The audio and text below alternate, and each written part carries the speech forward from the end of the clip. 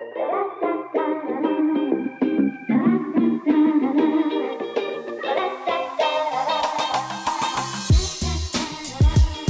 originally I was known as Customs back in the days, and like I didn't want to be related to the sneaker community only because they knew me as a sneaker collector. So I show up to these events and I used to draw all the time. So like I started signing my artwork at these sneaker conventions under Custom, and unconsciously I started realizing that I was drawing little coins, like little slots on all my characters. So like the name just came up, Coinslot.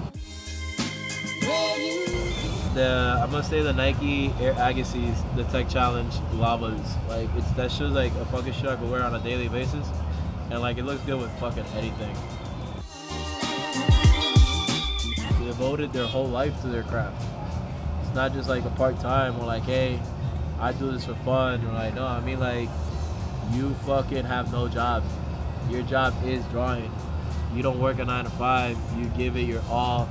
You invest your little money you have in materials and constantly like use that material, paint on it, sell it, use that money and invest it back into it. That to me is a full-time artist. The birth of the pig came, I guess you could say, an altercation with the law, which I'm not so proud of. When to turn down a deal and when to take one on, and learn where to put your name and who to put your name next to.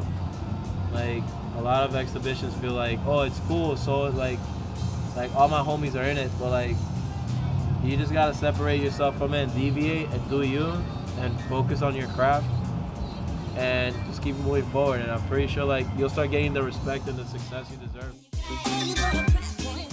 Hitler's art teacher. Like, yo, why couldn't you should have just let that kid say like, yo, you can fucking draw instead of deviating into fucking causing mad genocide. And I'll probably punch the guy that like fired Walt Disney from the newspaper and told him he had no imagination. Like, he deserves a kick in the dick.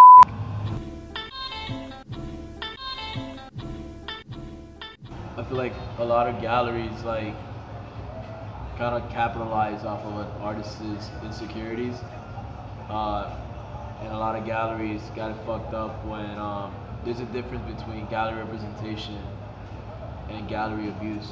A lot of galleries just have artists and limit where they can showcase work and making them limited, but the gallery doesn't really represent them the way an artist should be represented.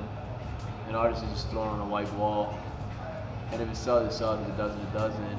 And I feel a lot of galleries out here lack the whole seeing the birth of an artist and being able to like convince people on why they should invest on this artist and not another person's piece.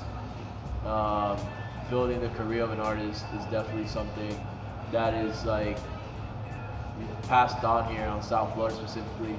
Very, very rare occasions you have galleries that actually give a shit about the artist. A lot of these galleries just see an artist as a fucking check, and they rather focus on other artists that are passed away than current living artists and up-and-coming emerging artists or contemporary artists.